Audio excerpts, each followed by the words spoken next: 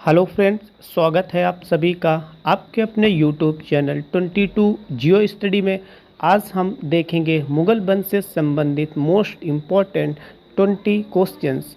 और ये श्रृंखला खास तौर से जो यूपी पेट प्री एग्ज़ाम है उसके लिए चलाई जा रही है। लेकिन यदि आप किसी अन्य एग्ज़ाम की तैयारी कर रहे हैं और यदि उसमें जीएस आती है तो उस एग्ज़ाम के लिए भी ये क्वेश्चंस काफ़ी ज़्यादा इम्पॉर्टेंट होंगे। तो यानी कि उस एग्ज़ाम के लिए भी आप इन्हें देख सकते हैं। तो बिना किसी देरी के लेते हैं आज का पहला क्वेश्चन। मुगल वंश के संस्थापक कौन थे? तो इसका आंसर होगा मुगल वंश के संस्थापक बाबर थे। कौन था? तो मुगल वंश का संस्थापक बाबर था। इसने भारत में कब 1526 में पानीपत का युद्ध लड़ा। किसने? बाबर ने। किसका? पानीपत का प्रथम युद्ध, क्योंकि पानीपत के नाम से 3 युद्ध हुए। पानीपत के प्रथम युद्ध में किसे हराया था? तो भारत का जो लोदी वंश का अंतिम शासक था, क्या नाम था उसका? इब्राहिम लोदी। क्या था? इब्राहिम लोदी को हराकर बाबर ने भारत में मुगल वंश की स्थापना की थी। और इसने लगातार 4 युद्ध भी लड़े थे। कितने? 4 इसने लगातार युद्ध भी लड़े थे। पानीपत का प्रथम युद्ध और उसके बाद 3 युद्ध लगातार इसने और लड़े थे। तो लेते हैं क्वेश्चन नंबर 2।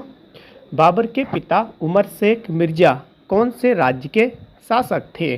तो इसका आंसर होगा फरगना। यहाँ पे फरगाना लिखा हुआ, लेकिन माफ़ी चाहता हूँ, फरगना, जो कि ये पड़ता है आपका अफ़गानिस्तान में। कहाँ पड़ता है?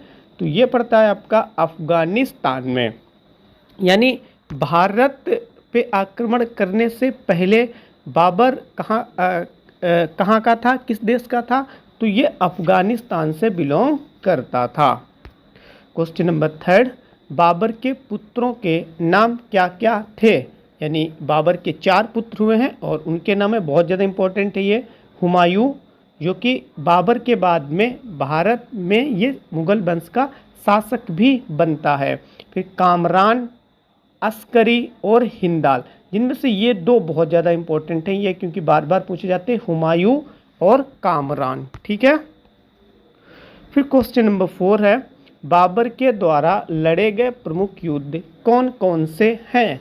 तो इसका आंसर होगा पानीपत का युद्ध। यानी ये पानीपत का प्रथम युद्ध है, क्योंकि पानीपत के नाम से 3 युद्ध लड़े गए। फिर खानवा का युद्ध, फिर चंदेरी का युद्ध और फिर घाघरा का युद्ध।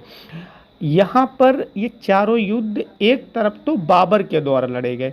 जो युद्ध है वो सदैव ही 2 पक्षों के बीच में होते हैं। तो एक पक्ष किसका हो गया? एक पक्ष हो गया बाबर का। और ये कब लड़े गए?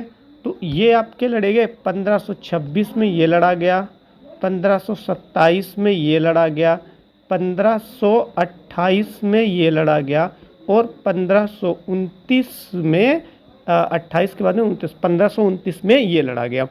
तो जब भी आप इन्हें याद करें, इन चारों को एक साथ में लिखकर याद करें, कितना आसान हो जाएगा। देखो, ये कहने के लिए तो इन तीनों के हमें ईयर याद रखना है, लेकिन याद नहीं रखना, ऑटोमेटिक ये ध्यान हो जाएगा। बस आप एक ध्यान रख लें, पानीपत का प्रथम युद्ध 1526 में हुआ और उसके बाद में जो लगातार खानवा का युद्ध, चंदेरी का युद्ध और घाघरा का युद्ध हुआ, तो उसके ठीक एक एक साल के गैप में ये सभी युद्ध हुए। जैसे 1526 में ये हुआ, फिर 1527 में खानवा, 1528 चंदेरी, 1529 में घाघरा का युद्ध हुआ। ठीक है।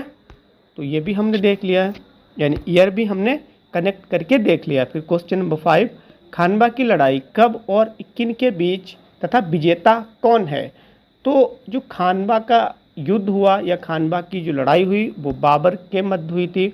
बाबर और राणा सांगा के मध्य हुई थी। कब हुई थी? तो पानीपत के बाद में खानवा हुआ।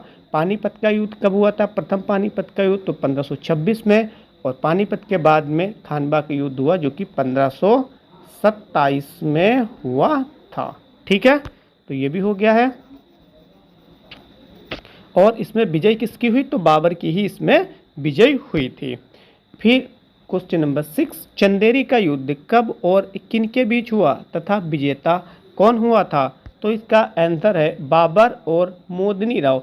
देखो ये भी याद रखना बहुत सरल है, क्योंकि एक पक्ष तो चारों युद्ध में बाबर का था, बस दूसरा पक्ष आपको याद रखना। तो दूसरा पक्ष कौन सा है? मेदिनी राव। ठीक है, अब बढ़ते हैं क्वेश्चन नंबर 7 की ओर। बाबर को कलंदर की उपाधि क्यों दी जाती थी? तो इसका मतलब है बाबर की उदारता के कारण, यानी बाबर जो था वह उदार व्यक्ति भी था, इसीलिए उसे कलंदर की उपाधि दी गई है। क्वेश्चन नंबर 8, बाबर की मृत्यु कब और कहाँ हुई थी? तो इसका आंसर है 26 दिसंबर 1530 ईस्वी को, और कहाँ? आगरा में हुई थी। क्योंकि जब बाबर ने भारत पे आक्रमण किया और उसके बाद में उसने अपना निवास स्थान, यानी उसने अपना जो राजसी महल है वो कहाँ स्थापित किया? तो आगरा में ही वह रुका था, आगरा में ही वह रहा था, तो उसकी मृत्यु भी आगरा में ही हुई। फिर क्वेश्चन नंबर 9, प्रारंभ में बाबर के शव को कहाँ दफनाया गया? तो इसका आंसर है आगरा के आराम बाग में। कहाँ? आगरा के आराम बाग में बाबर के शव को दफनाया गया था।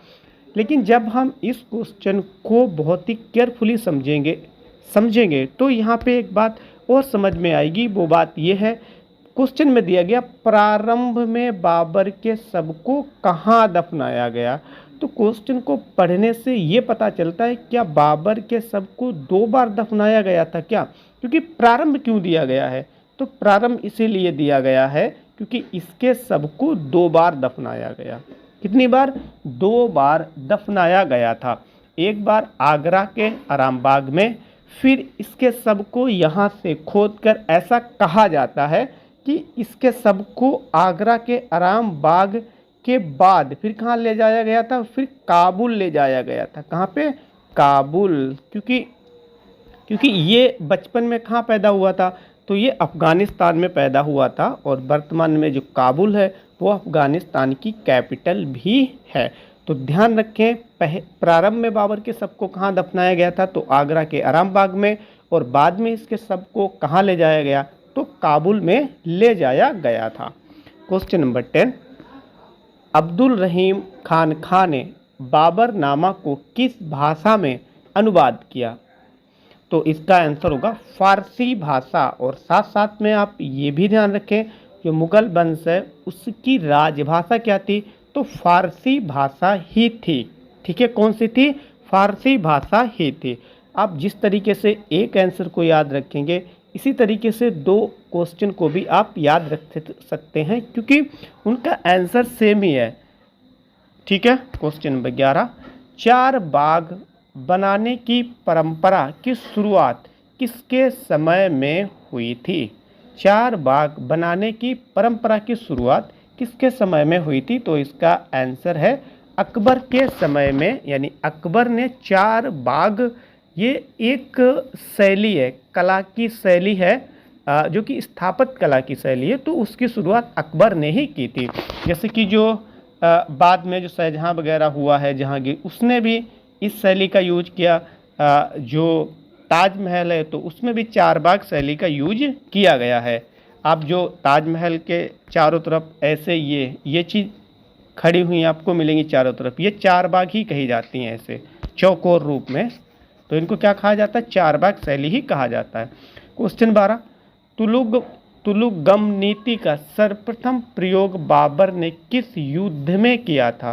तुलुगम नीति का सर्वप्रथम प्रयोग बाबर ने पानीपत के प्रथम युद्ध में किया था, और जो कि काफ़ी ये नीति बाबर के लिए लाभदायक सिद्ध हुई, और उसने पानीपत के प्रथम युद्ध में लोदी वंश के इब्राहिम लोदी को हरा भी दिया था। ठीक है, और तत्पश्चात उसने भारत में मुगल वंश की स्थापना की। क्वेश्चन नंबर 13, कौन से शासक ने भारत में ग्रैंड ट्रंक रोड बनवाया था? तो इसका आंसर होगा शेर शाह सूरी, और इसको शेर खान भी कहते हैं, क्योंकि इसको शेर खान की उपाधि से भी नवाजा गया था। तो ऑप्शन में यदि शेर शाह सूरी नहीं आता है, शेर खान आता है, तो आप शेर खान को टिक करें, क्योंकि इसको हम शेर खान के नाम से भी जानते हैं। इसका कार्यकाल भारत में यद्यपि बहुत ही कम समय के लिए रहा है, मुझे बिल्कुल जो है नहीं पता है, लेकिन 10 साल से कम ही वर्ष के लिए इसका शासनकाल रहा है, लेकिन उसमें इसने काफ़ी अच्छा काम किया। इसका जो प्रशासन माना जाता है वो बहुत ही बेहतर था, बहुत ही उच्च कोटि का था। और ग्रैंड ट्रंक रोड जो कि आज भी जो है अवस्थित है, तो इसीलिए इसकी जो प्रसिद्धि है वो दूर दूर तक फैल गई। इसने भारत में, जिसे हम जीटी रोड शॉर्ट में कहते हैं, उसका भी निर्माण कराया था। फिर पानीपत की दूसरी लड़ाई किसके बीच हुई थी? तो इसका आंसर है अकबर और हेमू के बीच पानीपत की दूसरी लड़ाई हुई थी। कब हुई थी? तो इसका आंसर होगा आपका 1756 में 56 में, सॉरी, कब हुई थी? 1756 में, ठीक है। फिर क्वेश्चन नंबर 15, दीन ए इलाही नामक नया धर्म किसके द्वारा शुरू किया गया था? तो इसका आंसर हो जाएगा अकबर, क्योंकि अकबर को महान कहा जाता है। क्या कहा जाता है? अकबर महान, ऐसा कहा जाता ना, क्योंकि अकबर महान था। जिस तरीके से हम सम्राट अशोक को महान कहते हैं, इसी तरीके से अकबर को भी महान कहा जाता है, क्योंकि उसने कई सारे ऐसे काम किए जो कि मुगल वंश के जो अन्य शासक थे, जो अन्य सम्राट थे, उन्होंने नहीं किए। तो इसने एक ये धर्म भी चलाया था जिसका नाम था दीन ए इलाही धर्म। ये इसने चलाया था, किसने? अकबर ने। क्वेश्चन 16, प्रसिद्ध मुस्लिम शासिका चांद बीबी जिसने बरार को अकबर को दिया, चांद बीबी किस राज्य से संबंधित थी? तो इसका आंसर होगा, यह अहमदनगर से संबंधित थी। किससे संबंधित थी? अहमदनगर से संबंधित थी। और अहमदनगर ये कहाँ पड़ता है? तो आपका ये दक्षिण भारत में पड़ता है, जो आंध्र प्रदेश और तेलंगाना वाला हिस्सा है, वहाँ पर ये अहमदनगर पड़ता है, ठीक है। इस क्वेश्चन से हमें एक चीज़ और ध्यान रखना है कि यहाँ पे आया हुआ मुस्लिम शासिका चांद बीबी ने, ठीक है, जिसने बरार को अकबर को दिया था। अब ये बरार क्या है? तो ये बरार भी एक क्षेत्र है जो कि बाद में बरार के शासक कौन बने? तो भोंसले। कौन बने थे? भोंसले। तो ये भी एक शासक थे जो कि बाद में जब बरार क्षेत्र अलग हो गया मुगलों से, तो इसके जो शासक बने थे उन्हें भोंसले कहते हैं, ठीक है। ये भी ध्यान रखें। ये भी पूछा जा सकता है कि चांद बीबी ने अकबर को कौन सा क्षेत्र दिया था? तो बरार क्षेत्र दिया था। क्वेश्चन नंबर 17, मनसबदारी प्रणाली मुगल शासन व्यवस्था में किसने लागू की थी? तो इसका आंसर होगा, अकबर ने मनसबदारी प्रणाली को मुगल शासन में स्थापित किया था। क्वेश्चन नंबर 18, मुगल वंश की मुख्य भाषा यानी राजभाषा क्या थी? तो मैं अभी बता भी चुका हूँ, फारसी राजभाषा थी मुगल वंश की।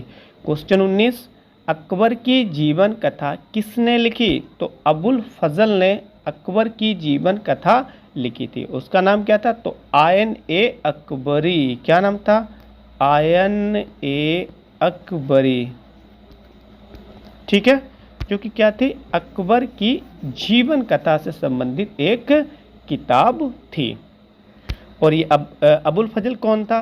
तो ये अकबर के दरबार में रहता था, यानी कवि था। आज का हमारा क्वेश्चन नंबर 20 यानी लास्ट, हुमायूं नामा किसके द्वारा लिखा गया था? तो इसका आंसर होगा गुलबदन बेगम। बहुत इंपॉर्टेंट ये क्वेश्चन है, क्योंकि काफ़ी बार आ चुका है और ये आता ही रहता है। क्या है क्वेश्चन? क्वेश्चन है हुमायूं नामा किसके द्वारा लिखा गया था? तो इसका आंसर होगा गुलबदन बेगम के द्वारा। सो फ्रेंड्स, वीडियो देखने के लिए आप सभी को बहुत बहुत धन्यवाद।